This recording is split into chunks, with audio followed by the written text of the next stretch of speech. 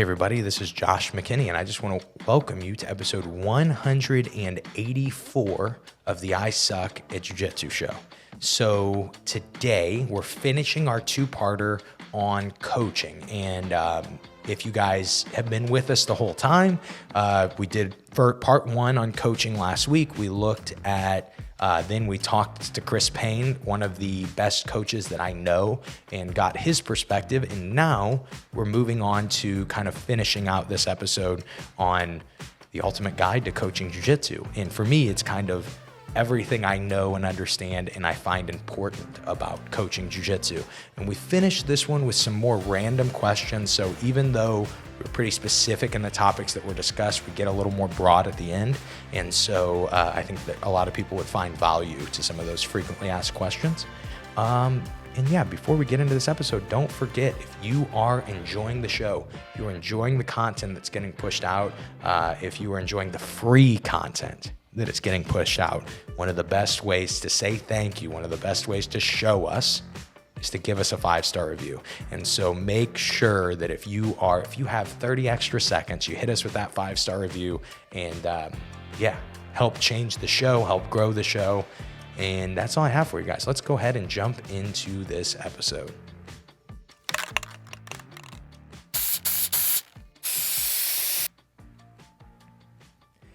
And we are back for part 2 of the ultimate guide for coaching jiu-jitsu.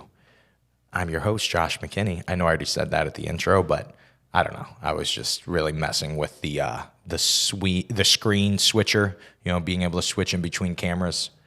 And if you're watching, you know what I'm doing, pressing all kinds of buttons, making sure that you guys know how much work I put into this freaking studio. But anyway, let's get in to this episode. Or let's continue with this episode. So if you guys have not listened to part 1, you absolutely should. But I honestly, I don't think technically you need to. It really is an episode that will be able to stand alone. And that was kind of why I ended it where I ended it.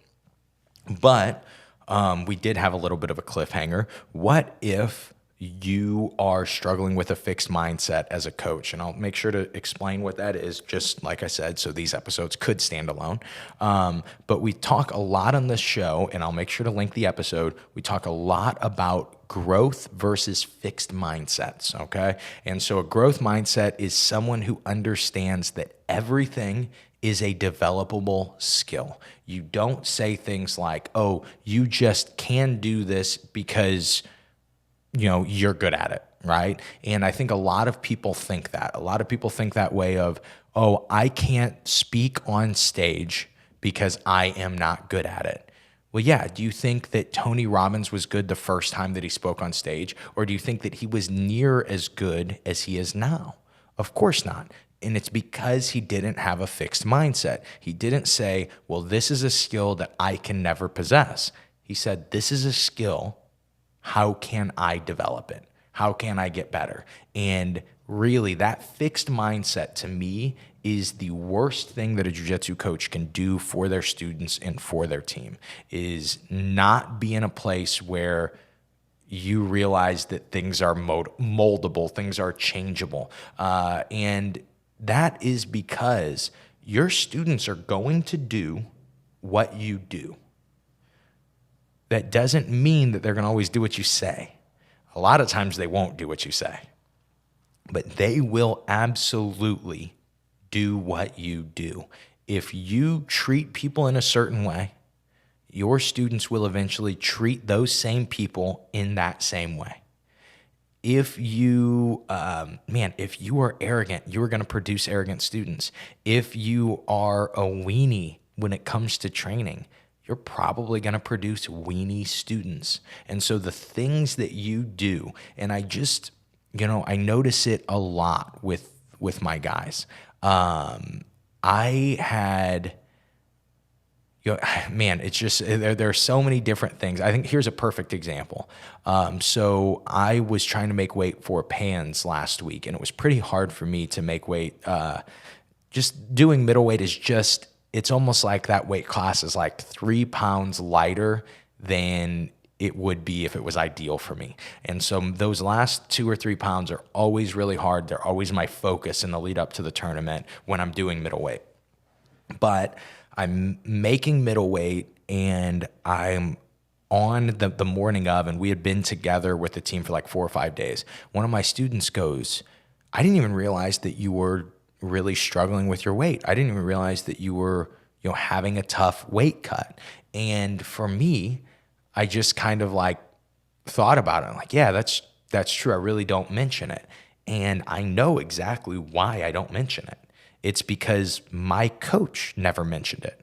My coach is my size. He would cut to 155 pounds when he fought in the UFC, and he never would say a word. And I was always around people that would complain about the diet that they were on, complain about their weight cut. And my coach would just always say, I said I would do the weight class, and I will do the weight class. He's like, it's on me. I could fight at 170. He's like, I could always choose to just be there, but I don't. He's like, I choose to fight at 155, so you will not hear me complain or hear me try to make you feel sorry for me. And that is a habit that I picked up from my coach. And so when I was not feeling good, when I was like, man, I just want to eat, I would just ignore it. I would just go, yeah, my coach wouldn't say a word about this, so I won't either. And that is just a little example of like what you do, you will pass down. But that also means your bad habits will get passed down to your students too. If I don't take teaching my classes seriously, the classes that I show up for, and I just phone it in, eventually my students are going to phone in the training. They're going to be like, yeah, we're just here to goof off. We're just here to hang out. We're just here to talk. I'm not going to, I don't care. And so, make sure that if this idea of, passing down your habits, if that is something you want to dig a little deeper on, listen to our episode on habits. I'll make sure to link it in the description of this. But we just kind of did an episode. I think it's called I Was Wrong About BJJ Schedule. And it's, for a lot of people, been a really helpful episode for me, learning those things and getting better at them and practicing them a little more and understanding how many things in my life I do that are just habits. Man, that episode really was helpful, or at least the content that I learned before the episode was really helpful. And I think that with your students kind of understanding like they're gonna be you, I think that's when it becomes really important to understand the environment that you are building and the culture that you are building. Because we talked about a coach's job in the first episode for the individuals. We talked about how it is not just steering a ship, but sometimes it is steering the ship. Sometimes you have to make big decisions as the coach for all of your members and not just for an individual, right? It's weird as a coach because with a jiu-jitsu environment, with a jiu-jitsu school, what tends to happen is in most schools, the squeaky wheel gets the grease. So you can have 200 really happy students, and then you hear one complaining about something. And so often the coach will then run to whatever this person is complaining and go, oh, well, I need to fix this. I need to, everybody has to be happy. Sometimes the coach's job is to look and say, wait a second, the other 199 people are happy and you're not. You may fall to the individual. You may say, hey, well, what could we do, that could make you happy? But a lot of times what you'll find is the person that complains in that way and in that manner is always going to be the same person, and they're always going to have a complaint. And so a lot of times letting people know that they can go and kick rocks and it's okay, that's like one of the best habits that a coach can have. Because sometimes people are just not a good fit for your school, or sometimes they're not a good fit for your school anymore.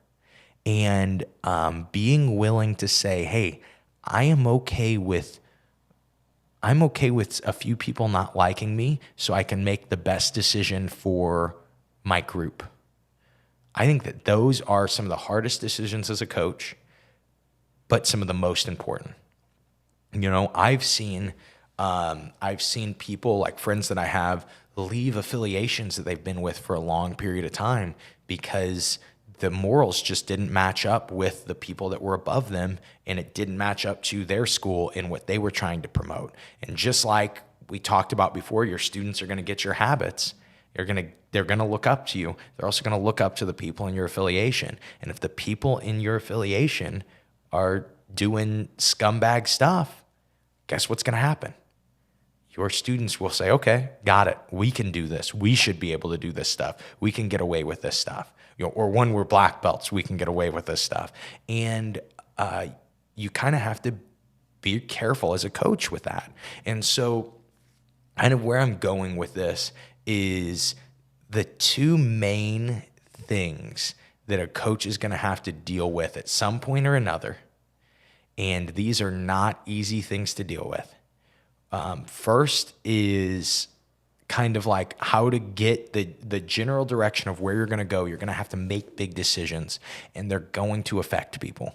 You're going to move your gym to a new facility, and it's going to be a little further from some people. And you're going to kind of, there are a lot of things that you could make big decisions on. You're going to add a new class, or you're going to take away a class. And those are really big general decisions, but a coach's job is to make sure that they're making the best decision for the majority of their students, right? But then sometimes the other big decision that coach is going to have to make is when to remove people. And this is something that is not talked about often. But I've talked to friends that waited too long, and I've talked to friends that are dealing with it now, and I've talked to friends that made the decision at the right time and got rid of people. But when it comes to anything, okay, and I've seen this in different businesses. I've seen this with a lot of my friends. I've told you guys many times on the show, my dad's a pastor. I've seen this in church many times. And I've definitely seen this in jiu-jitsu schools, even my own. Sometimes, whether it's something moral, whether it's something, there are times that that you've got to make a decision to remove somebody from the team. And it's not an easy decision. And the frustrating thing when it comes to jiu-jitsu is everything falls on you when you're the coach, right? You chose to be the leader. That's how it's going to go. Having a buffer is really nice. Being able to, if a situation happened, being able for me to be able to talk to my coach and say, hey, okay, he helped me make this decision. That's really nice. But ultimately, the decision's going to fall upon the head coach. And being able to say, okay, I know that this person used to be my friend, or I know that this person's been a great student up until now, but what they did or what they've been doing is not something that I can allow. And sometimes, and this is a quote I've quoted on the show before, I always talk about this book, really love the book. It is called Essentialism by Greg McKeown. And he talks about, one of the quotes in the book is, oftentimes saying no means trading popularity for respect. Okay? Oftentimes saying no means trading popularity for respect. And as a coach, as much as we always want to be popular, as much as we always want to be liked by the entire team, it is so much more valuable to be respected by the entire team. And it's so much more valuable to have your team's respect. There are certain times in my gym, in my coaching journey, and keep in mind, I started coaching young. I started my jiu-jitsu school when I was 22. And so I am coaching and leading, 40-year-old plus people that have been around. They've worked longer than I've been alive. And I am having to coach and make decisions for them. And there were situations at such a young age that I had to make those type of choices on, do I remove these people? Do I keep them? What do I do? How do I handle these situations? And looking back now, I'm so happy I did. And my advice to other coaches now is pretty consistent. Sometimes you got to kick people out. And when you do it, they never get to come back. You just set a precedent. Like, hey, these are things that we do not allow. There have been situations that I've handled, and I've handled them, for some people would say, aggressively.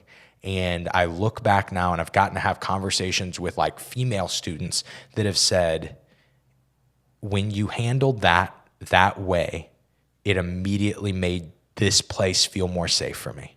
It immediately made, Head Nod HQ feel more safe. And Head Nod HQ is not a safe place for anybody. But the fact that I can fall back to that and I can say, okay, I know that I made the right decision because I'm glad that this person is a member of my team and I want them to feel safe when they come into the gym. Okay. And so that will bring me to the next point. And technically, I guess this is our last point before we get into question and answer. And this is kind of just still on that advice of how to become a better coach. That is, build an environment that you and your students love. Obviously, everything I've talked about up until now has been very self-focused on the coach.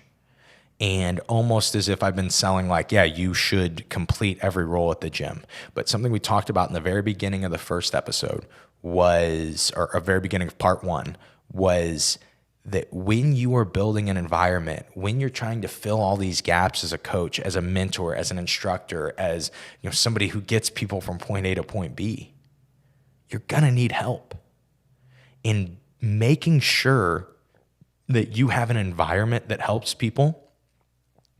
That's like your most important job, because it's one of the few things that you actually have a good amount of control over in your gym. You can control, like we just talked about, whether or not you kick people out. You can control who you're signing up. You can control who you're focused on signing up. Honestly, I will get like kind of messages from people that will go, hey, I'm really trying to be more of a competitor. I would love to train at your gym more.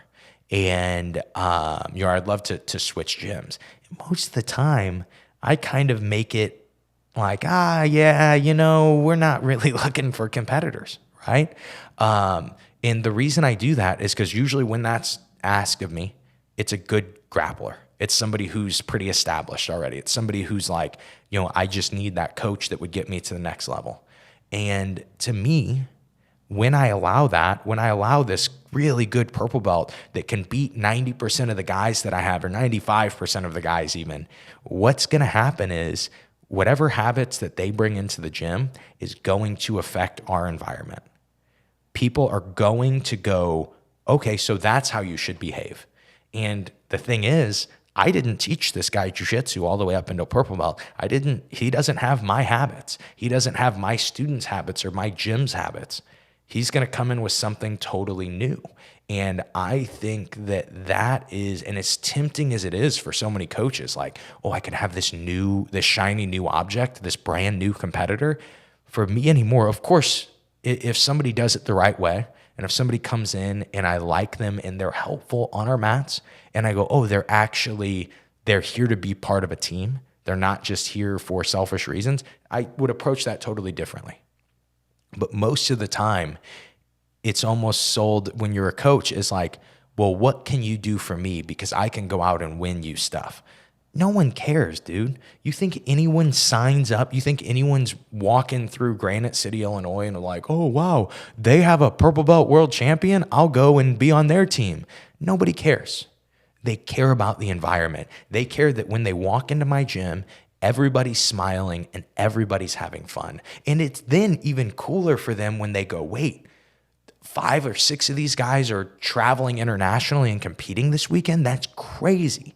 And they're like, these just seem like regular people. And this environment is a place that I would love to be a part of and I would love to grow in. And so that brings me to the last point.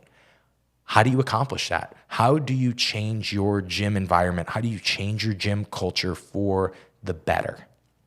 And just like we've kind of talked, everything on these 2 episodes does come full circle.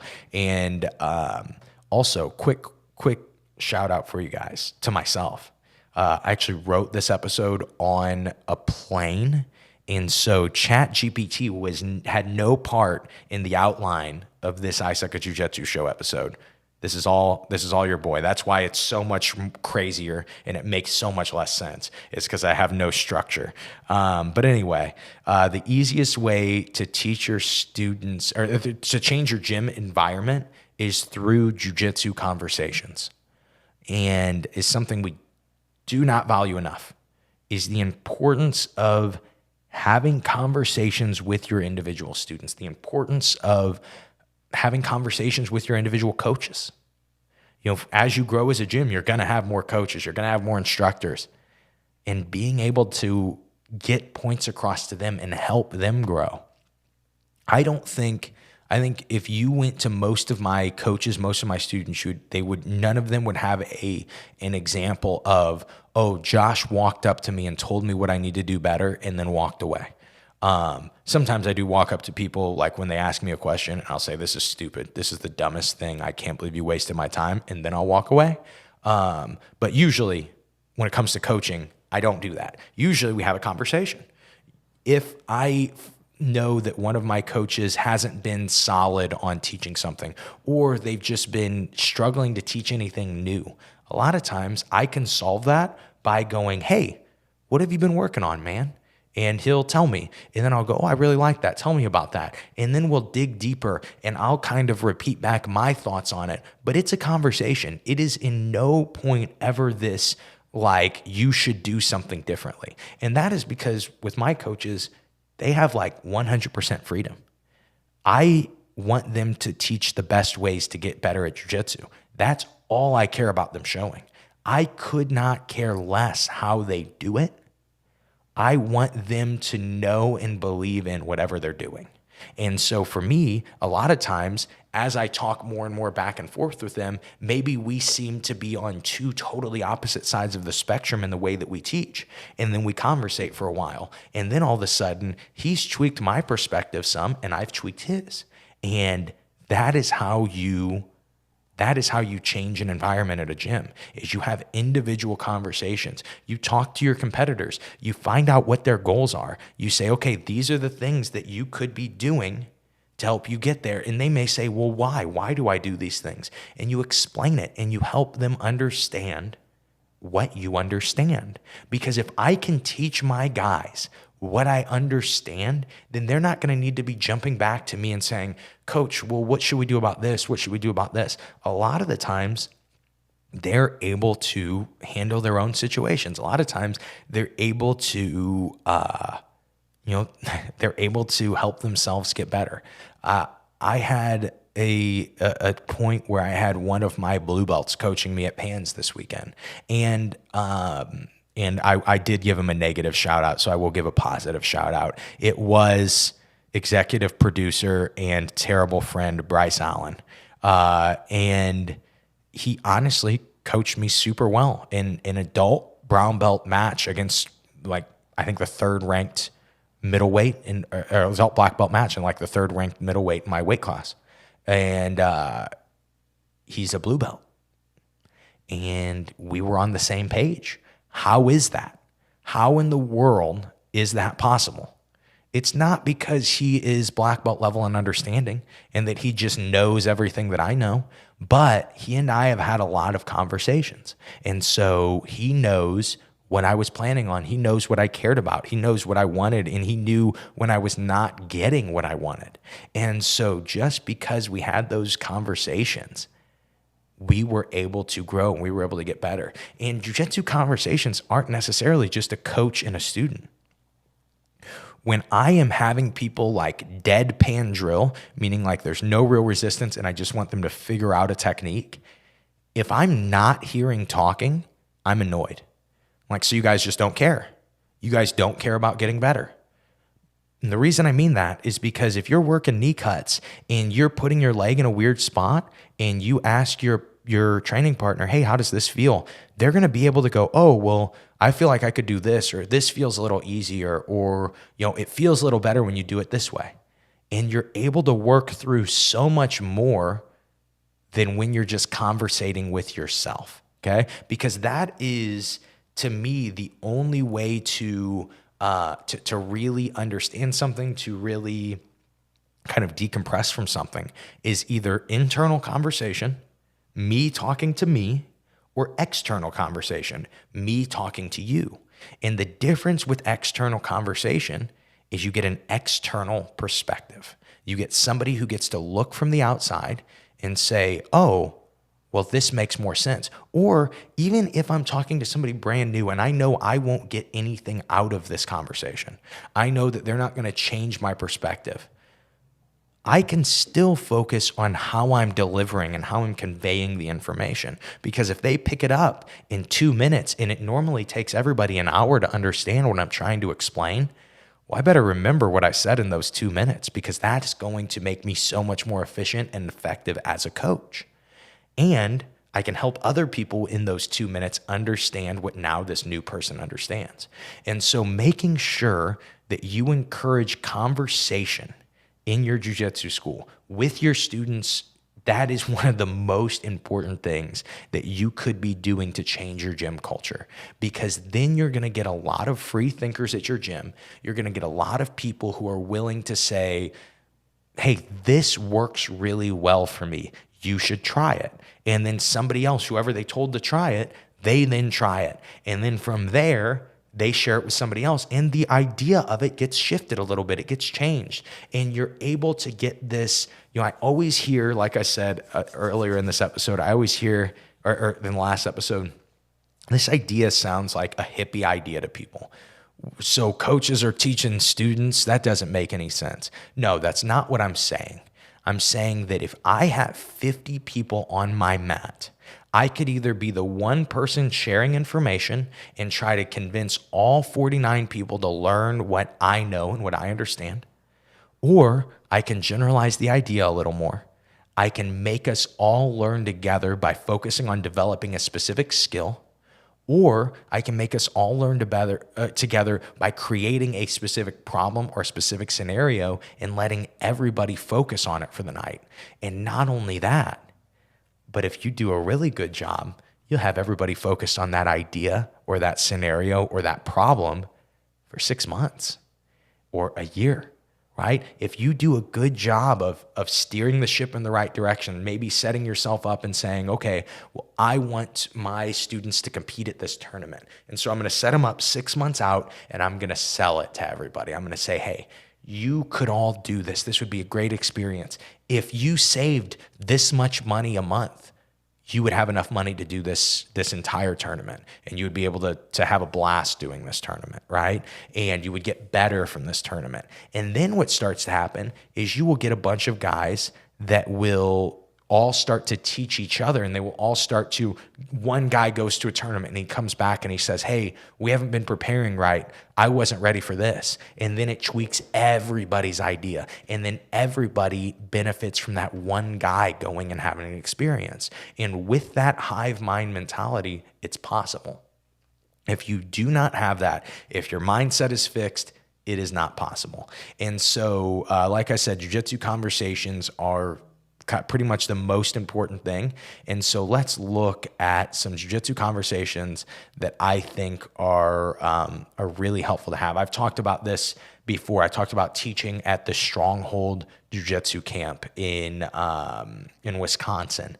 And what was really awesome about teaching at that camp was I got to teach side by side with 2 other high-level coaches, being Mark Vives and Chewy. And I made the argument at the end of the weekend that I learned more than anybody else at that seminar. And I fully believed that. And the reason I say that is because I spent every bit of downtime asking Mark and asking Chewy questions about things that I knew that they understood or knew better than I did. Mark is the most active competitor that there is. And I got to ask all kinds of questions about how to be a more active competitor, how to be a better competitor. Chewy's one of the best content creators that there is. I got to ask questions about creating content. I got to ask questions about doing better seminars, because this dude travels the country teaching seminars. And I was able to do those things, and I was able to grow because I saw an opportunity and I just jumped on it. I said, I know for sure that I will get better at jiu-jitsu because of this. Another example, I told you guys I told you guys at the end of the first episode, me and Pirate from Kansas City, we were at Devin Prada. If you guys don't know, I'll make sure to link his episode in the description of this one. But Devin and I went down, and we were at we were staying in Orlando, or we were staying in Kissimmee, Florida, and there is a very big retirement community. And where we both stayed, there was like a pool and a hot tub in the community, and it was just, if you liked 75-year-old, 80-year-old women, that was the place. And Devin and I have a little bit of tan to our skin, so we were performing really well, picking up those 70-plus women. Hopefully our wives don't hear about this. Hopefully we can keep that a secret. But during that conversation, Devin and I talked a bunch about competition, talked a bunch about mindset. Not only that, but then start talking about how we're going to get together to train more. And those conversations make such a difference versus if you don't go to it, you don't have that conversation, a lot of times you're going to struggle to grow. You're going to struggle because you're going to find yourself falling into the fixed mindset.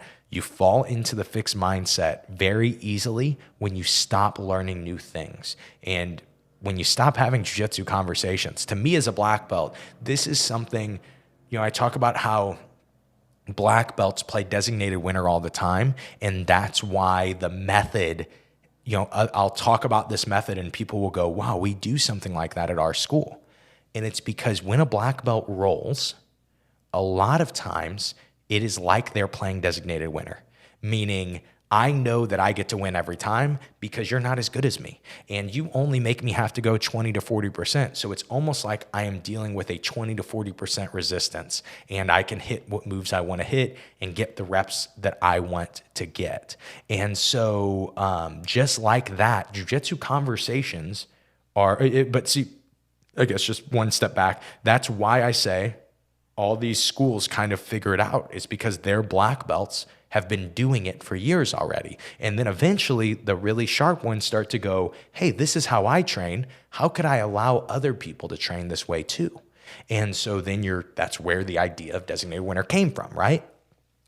So when it comes to jiu-jitsu conversations, this is also something that black belts do. They do it all the time. If you ever pay attention, your black belt coach, especially if they're used to competing or going to competitions, as long as they're not the guy that hates every single person at the competition or has too many enemies, a lot of times you will see them go and have a few 5-minute little back and forths with all kinds of other coaches. Every time, I actually got caught this time, and they got a picture of us, but I had Heath Pedigo cornered, and I was like, perfect, get to ask him some questions. And I was beating him down on questions. You're able to do that, especially once you get your black belt, you're able to do that at jiu-jitsu tournaments, which is so much fun. But even as a blue belt, a lot of times the upper belts, if you were to just get them talking, ask them questions, ask them follow-ups, a lot of times they end up thinking about your questions deeper than they ever have to think before, and they give you information that they didn't even know they had, right? And so that is the value in having those jiu-jitsu conversations and teaching your students the importance of not just always going to you and not just always saying, coach, you're finally here. Can you show me this detail? Like, dude, there are 30 other people on the mat that could have showed you this detail. I've taught this 10 times over the last 7 years. There are a lot of people that know this detail and you could be focused on, and it would have saved you time and it would have helped them develop their ability to teach too.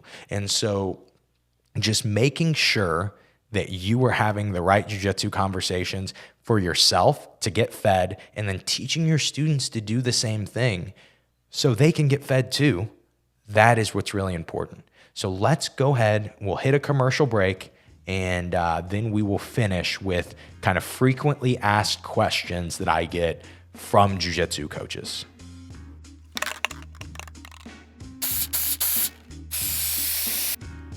Are you a Brazilian Jiu-Jitsu coach looking to level up your skills to take your teaching to the next level? Have you ever felt like something was missing from your perspective when it comes to learning or training jiu-jitsu? Well, we've got some great news for you. We're excited to promote the 3 Lenses ebook available for free at simplifyingjujitsu.com/3. This amazing resource can help coaches fill in the blanks from their perspective of teaching Brazilian Jiu-Jitsu. In this ebook, you'll learn the 3 key lenses that coaches can use to better understand and teach Jiu-Jitsu to their students. These lenses include the scientific, the artistic, and the athletic lens.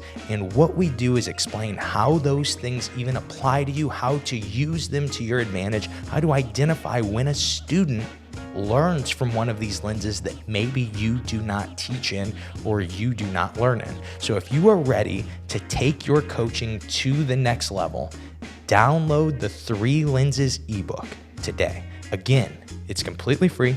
It's only available at simplifyingjujitsu.com/3. So don't miss this amazing opportunity to improve your coaching skills and make a bigger impact on your students. Don't forget, it is totally free. So thank you for tuning in, and we'll go ahead and bring it back to Josh to deliver some more jiu-jitsu knowledge to you.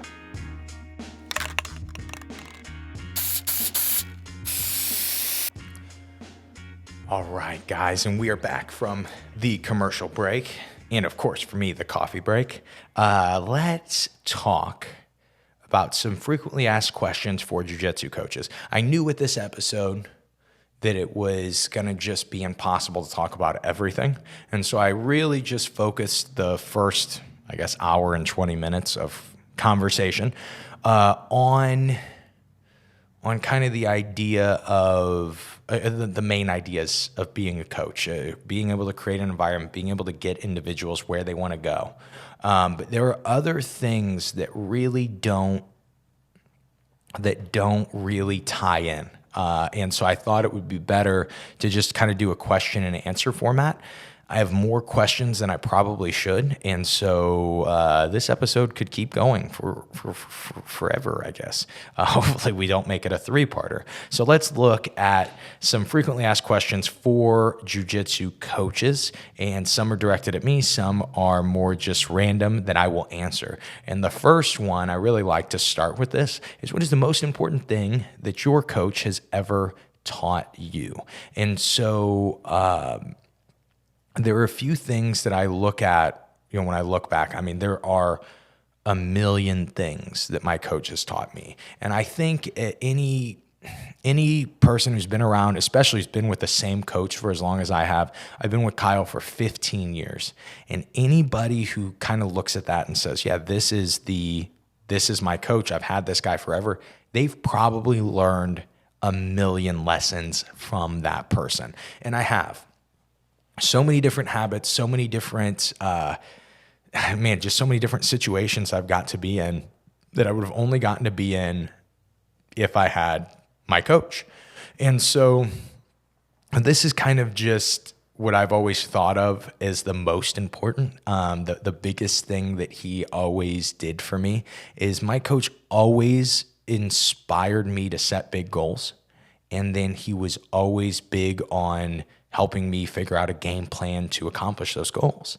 And so, we talk about the importance of doing things as a coach, of having good habits, and because that's what your students are going to actually remember. That's what they're actually going to notice. And as a guy who is 29 now, this is how old my coach was when I started jiu-jitsu. I started jiu-jitsu 15 years ago. And at the time, my coach was a jiu-jitsu coach, and he was also training full-time fighting MMA. And he eventually, at this point in his career, he eventually fulfilled his dream. He made it to the UFC. And he did this while building his jiu-jitsu school. And this jiu-jitsu school now, that's to me, probably one of the biggest and definitely one of the nicest in the country. And you see that for me, and I see, wow, I have no excuse. When things get hard for me, when I'm trying to do the podcast and I'm trying to run my gym and I'm trying to compete at the highest level, what excuse do I have? I watched a guy do this. I watched a guy from a town in Illinois, even smaller than mine, do this. And to me, that is the biggest thing that my coach ever did was he inspired me and made me say, wow, I could do, anything.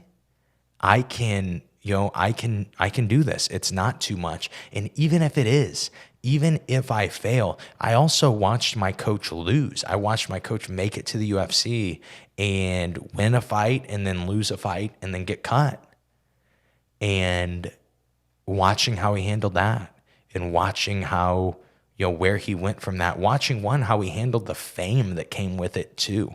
It didn't change at all. It was the same guy.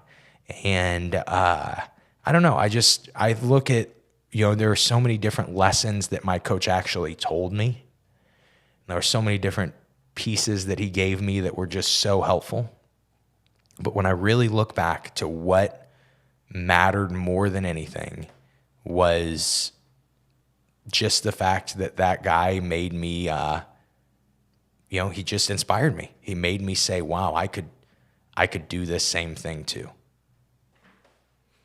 All right, we'll look at the next question. So, how could a coach introduce new training methods to students? So this is, I'm sure, more about, talk a lot about designated winner lately. We also talk about the end goal method, talk about all these different ways of getting better for jiu-jitsu.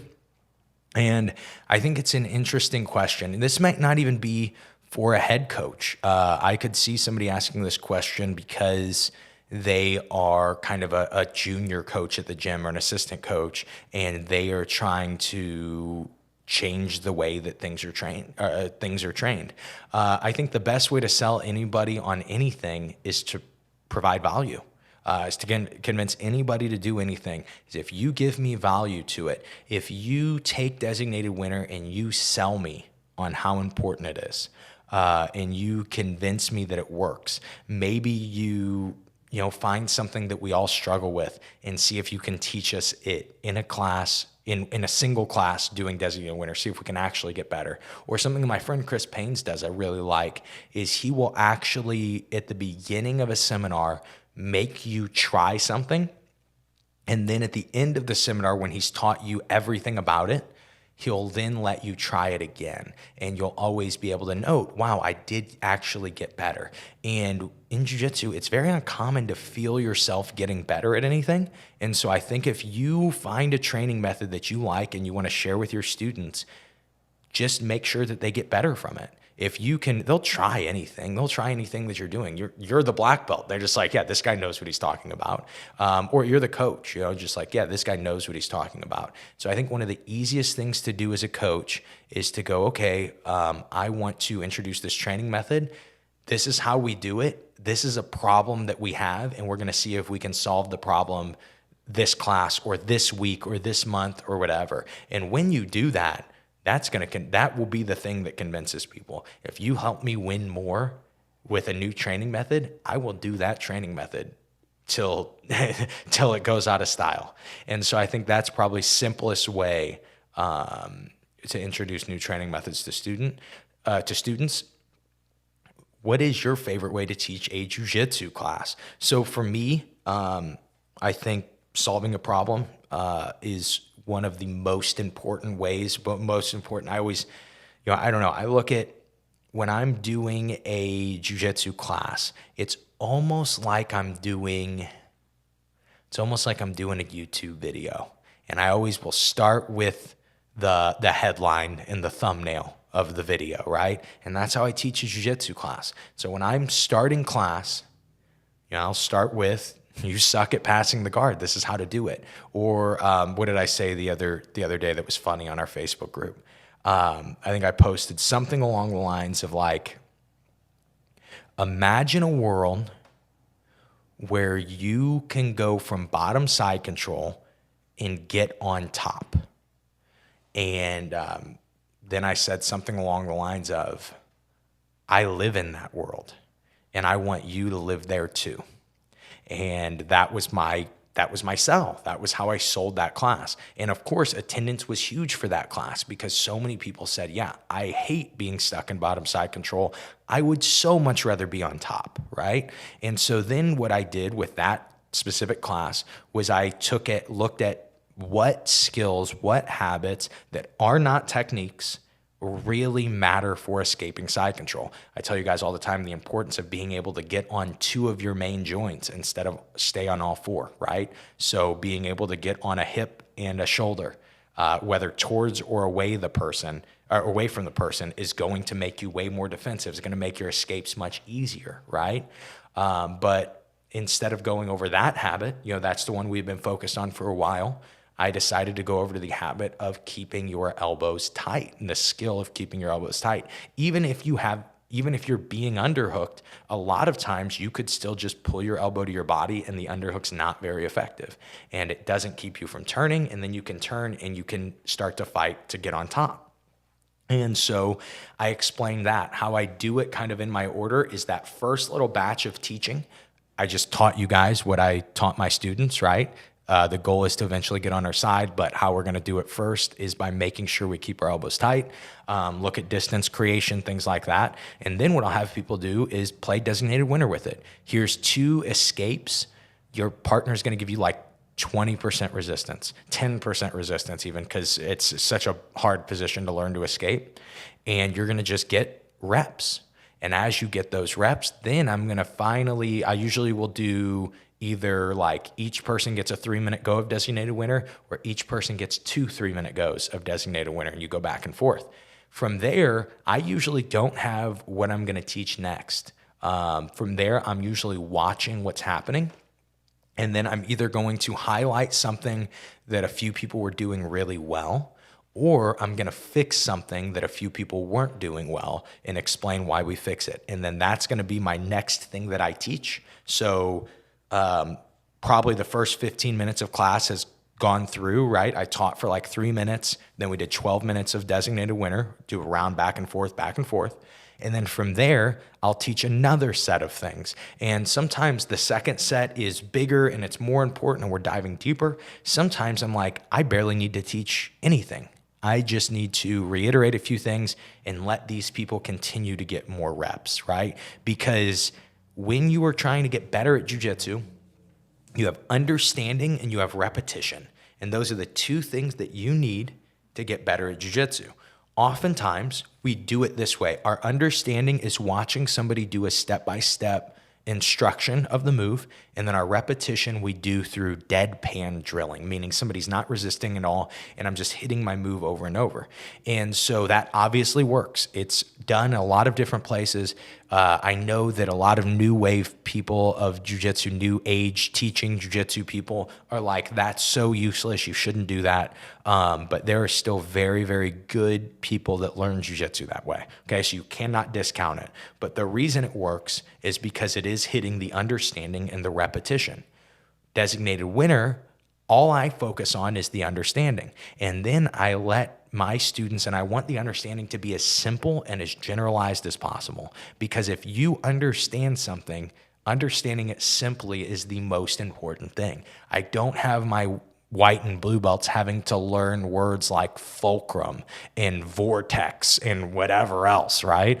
No, we use English because we live in a place that speaks English, right? I want my people to be able to go with what they know already and what they understand about life and give them certain little analogies and little similes that make them go, oh, wow, that makes a lot more sense to me now. And it doesn't make me feel stupid. Because if I can do that, then I can let them get their reps through designated winner.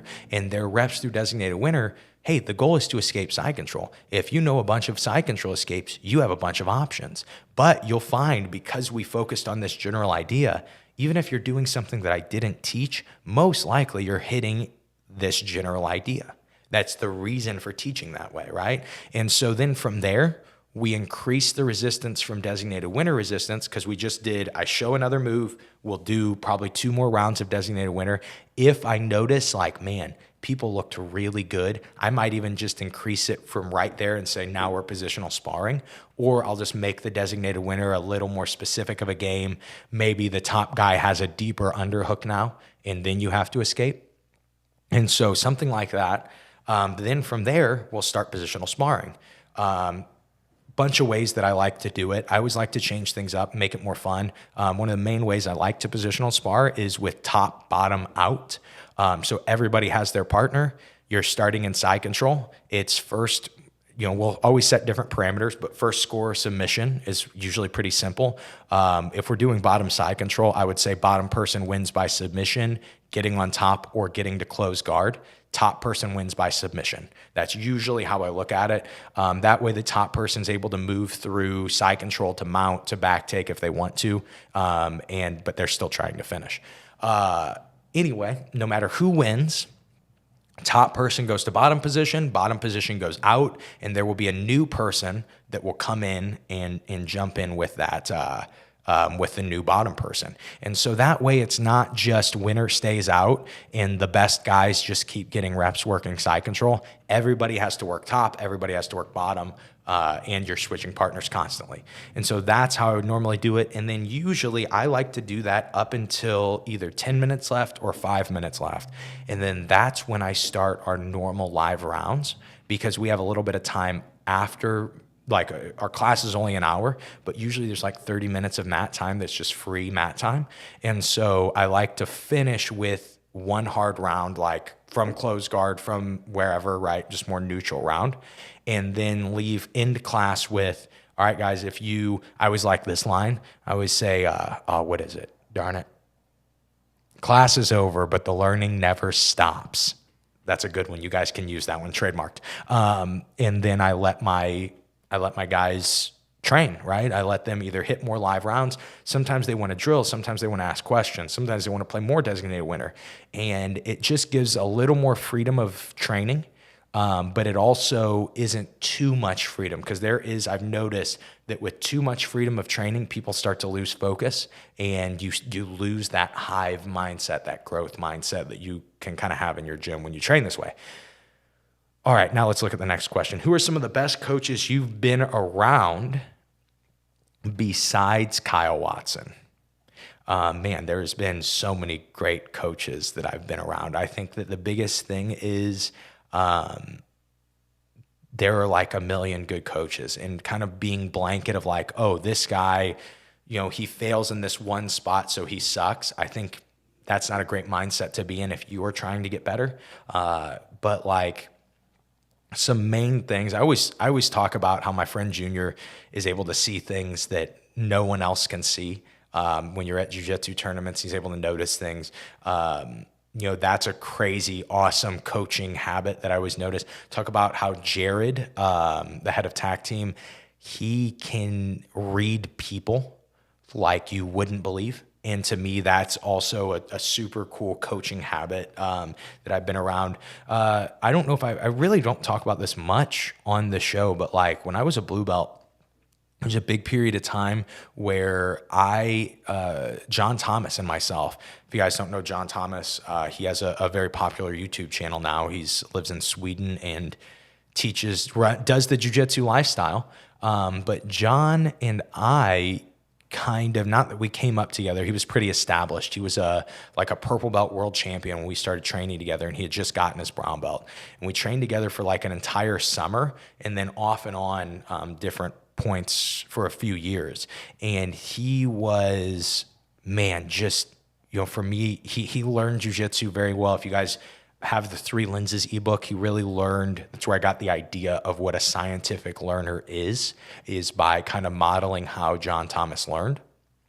And I really got to watch this guy that was from the same city as me make himself one of the best jiu-jitsu competitors and one of the best coaches in the world. And so I got to witness that. That was just such an important part of my journey. That was just absolutely huge. Some other guys I've been around that have really been helpful. I always reference Mark Vives, getting around him and his guys and his team and seeing how they interact and how they grow. That's probably been one of the most valuable parts of us joining TAC team. If I'm being honest about that. Man, there are so many good coaches that I've been around, even when it comes to not jujitsu. When I was training jiu-jitsu for the first time, we were at an MMA gym. There were a lot of really great MMA fighters that would just, they knew I was a 14-year-old chubby kid, and they were like, hey, I'll help this kid. He's in all the time. And I got a lot of coaching through that, just a lot of really good advice, some things that I still use to this day. But that being said, it was best coaches besides Kyle Watson. I've been so fortunate with having the best coach, right? Just having a guy that encouraged me to learn and encouraged me to get better all the time. That was always huge for me. What are some other habits that you notice about these great coaches? Well, shoot, I just answered that question. That is like, I guess I didn't give any John Thomas habits, but man, John Thomas was when we talked about like going in rabbit holes, that was really where I learned that from, like that in order to really understand something in the jiu-jitsu space with how meta things can get and how hard they can get, one of the best ways to really learn and to really get better, in my opinion, is to go on deep dives of things, is to go on excessive focus. I knew what Berimbolo was before anyone in the jiu-jitsu world knew what Berimbolo was. And it was because Coprinha and Rafa Mendez were both doing this new De La Riva back take, and John trained with Coprinha, and he learned a little bit about it, and we spent basically an entire summer dissecting and learning how to do it better, and really with that scientific method in jiu-jitsu, doing, does this work, and figuring out the best ways to do it. And so that was a huge habit that I learned, was the importance of obsessing over things for periods of time. And that's really, if you look at what the end goal method is in jiu-jitsu, that's all it is you obsess for 6 weeks to 6 months on an end goal position, and that focus gets you better at jiu-jitsu. What about curriculum? I guess this is more about like, what is curriculum a good idea to have at your gym? I think yes, but I don't think it can be too rigid. I don't really think that you should build a curriculum off of specific techniques. I think you should build a curriculum off of accomplishing specific goals. Okay. So for example, right now we're doing guard retention. One of the biggest goals that I talk about when it comes to guard retention is keeping your upper thighs free of your opponent. If your opponent's touching your upper thighs, it puts you in a lot of danger of getting your guard passed. It's like the precursor of passing your guard. And so then what I teach is the next order of importance is the idea of getting a grip so they can't get away from you, and contacting the hips so they can't get close to you. And really, that's every guard. When you look at every guard, that is pretty much what we are doing in guard.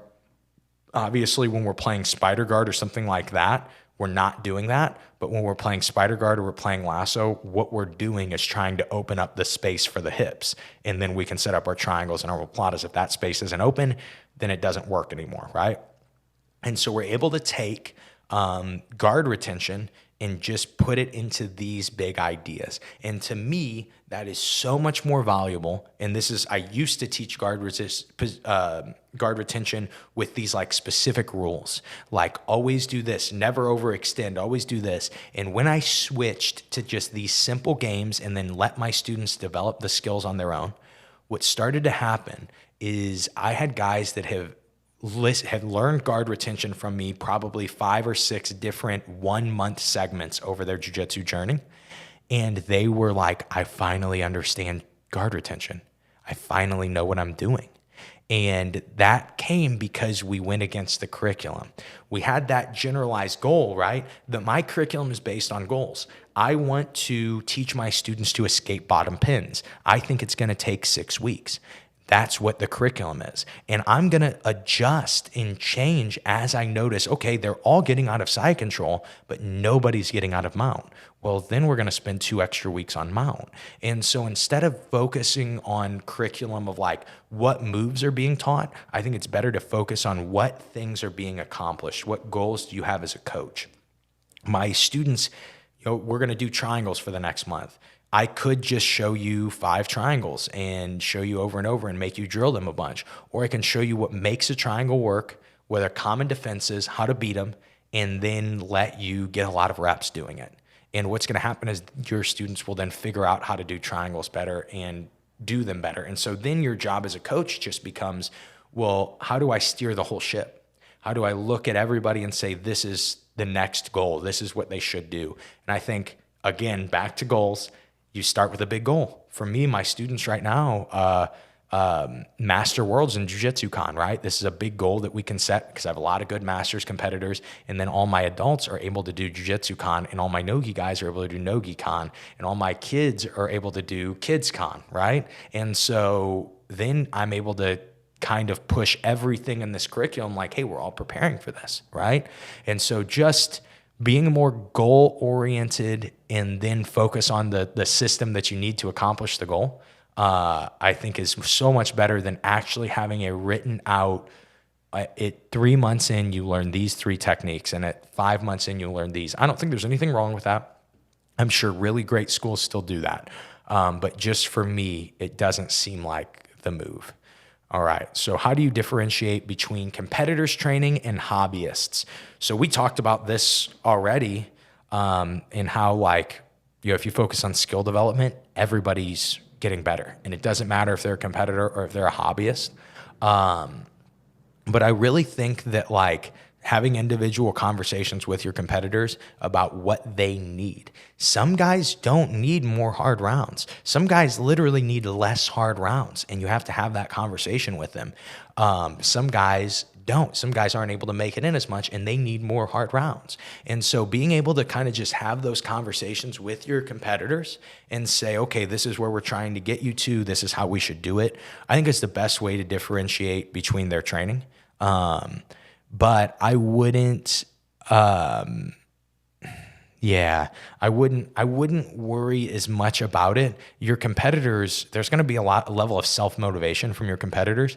Your main job is to make sure that they know what they should be working on. A lot of times you don't need to have your competitors or convince them that they need to grind more. It's just more of a matter of making sure you're letting them grind on the things that matter and the things that they should be. Where are we next? Cross-training, opinions on cross-training. I've told you guys this many times. I built a lot of the best competitors at my gym, and myself included. I've benefited so much over the years from cross-training. At this point, my cross-training group is no longer really cross-training. We're all part of the same affiliation, but we didn't start that way. We all started on different teams. We all started with different coaches, but we just had a common goal. We all wanted to get better at jiu-jitsu, and we were cool with training with each other to do that. And I think maybe cross-training matters so much less if you train at like a mega gym. If you train at a gym that has all kinds of incredibly high-level people, I noticed that my students anymore have to cross-train less. It's just not as necessary for them to need to cross-train. And that's not to say that they don't cross-train. I just noticed they need to do it less. And but still, I have competitors that cross-train a lot. I cross-train a lot. I go to, obviously, like I said, they're my affiliation, but I go to my coaches and some of the other affiliate gyms of TAC Team just because I know I need different looks. I know I need hard rounds.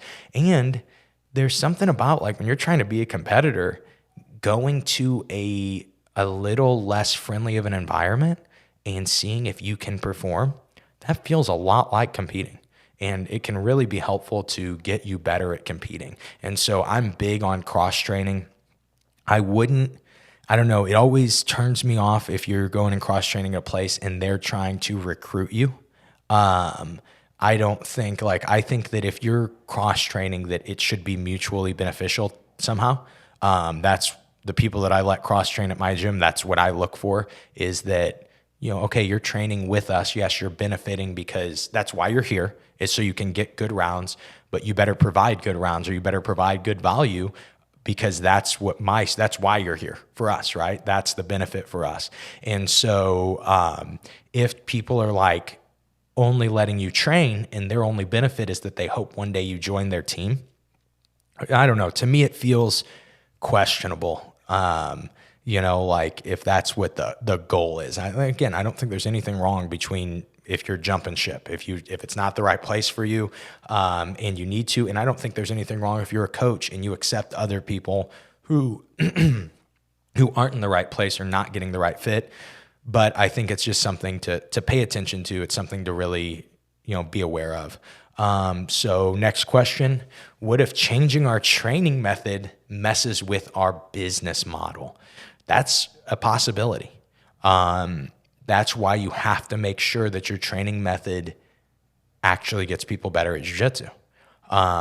People do not complain when they get better at jiu-jitsu. I mean, some people will, but you just kick those people out. You don't have to deal with them. But making sure that you are like explaining and disclosing to your students, this is what we're doing and this is why we are doing it. Man, that's going to be so important for most students to just know, like, okay, my coach cares about me and they want me to get better. They're trying stuff. They're focused on getting better themselves. I think if you do that, you're not going to lose students. I could be totally wrong about that. I just think that most people like getting better and most people like doing something new. If you have a curriculum and a training method that is so aggressively, it's just so good that everybody leaves when you try to change it, maybe you shouldn't change it. But I just don't see that happening with most places. I think most people are excited to hear that their coach is doing something new and trying something new. And most people are so excited that, like, man, my coach is learning with me instead of just teaching me. And it's just, that can be really encouraging. Man, this is a terrible question to finish on. How do you handle bad students? So let's look at it like this. I'm assuming bad students means like people that don't pay attention, that don't, whatever. I make sure that I point out that they don't pay attention. I make sure that I point out that, like, hey, you're not participating, you're not doing the things you need to. But then besides that, that's my only job. I know that, like, we talk about motivation, right? Sometimes you can motivate people, but if somebody's a bad student to me, that's probably somebody who's not motivated very well, or it's not being motivated by anything. One of the best things you can do is let them waste their own time. And I think that as a coach, when you have a good amount of people, you kind of do have to focus on the people, because you'll have a certain amount of time, right? And I think it's important to just focus on the people that actually are there to get better, that actually care, because that's going to make you better. And also, you're not wasting your time. Like I said in the at some point in this rambling, that like the squeaky wheel gets the grease so much in jiu-jitsu. And sometimes when you're doing that as a coach and you're only focused on the people that whine, you're not focused on the people that are actually there and being consistent and trying to get better. And so to me, that is like, a good student is somebody who's consistent and participates, and a bad student is not, right? And so for me as a coach, if you are those things, you're going to get my time. I'm going to focus on you. I'm going to try to help you. And if you don't do those things, I don't care. I mean, it's, I can only provide so much. And if you're not motivated, if you're not focused on getting better, just as much as maybe it sounds rude, but it's just not my problem. And I say that just because I've dealt with it enough times that I've gone, wait, I'm not giving these people attention, and these people are the ones who actually are working hard and the ones who are actually giving me attention and giving me focus, right? So that's who I should be focused on. And so I guess the answer to how do you handle bad students, let them suck. That's on them if they ever want to change. And eventually, a lot of times it happens. A lot of times guys will eventually get motivated and say, oh, I'm not doing the same things that all these other guys are doing. And yeah, I think that's how you handle bad students. And man, that is the last question. So let's finish this two-parter with a little statement, and that is just if you're a coach and it's hard and it's frustrating and you're like, I don't even know if this is worth it, understand. I have a lot of conversations with coaches. They all feel this way at some point, myself included. You're dealing with certain drama at your gym and you're frustrated and you're going, I shouldn't have to deal with this. This is ridiculous. And, it's making you not want to go to your gym. It's making you, that situation is just not good for you.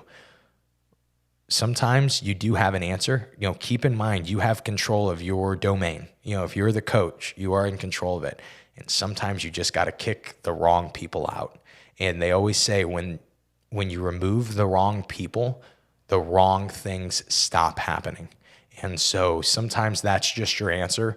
But the biggest thing I want to reiterate is I've talked to like the coolest, the best coaches, guys I've looked up to for so long, and had conversations with them where I see, wow, you're struggling. This has really been hard for you.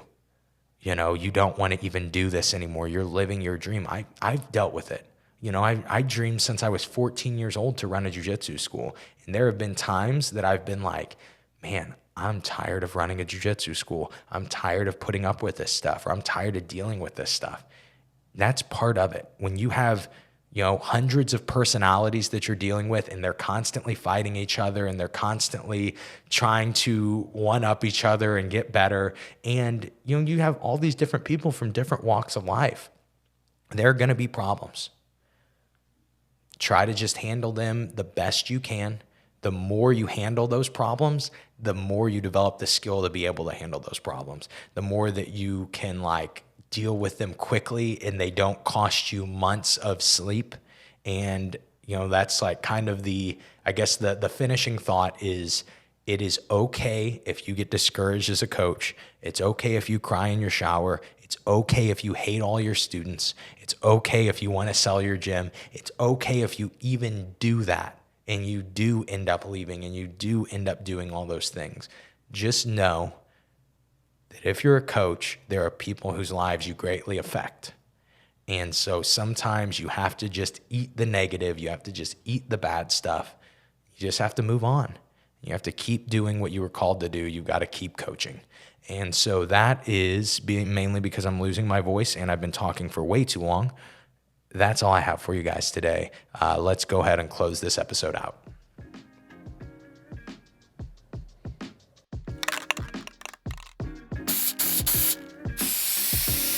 And that is the episode. Thank you guys for watching this one, listening to this one. I hope that you got something out of it. Just over this last week, where we've done 3 episodes in the last week, hope you guys get something out of kind of get some growth out of this episode. I know a lot of coaches and a lot of higher level belts will probably be listening to this one.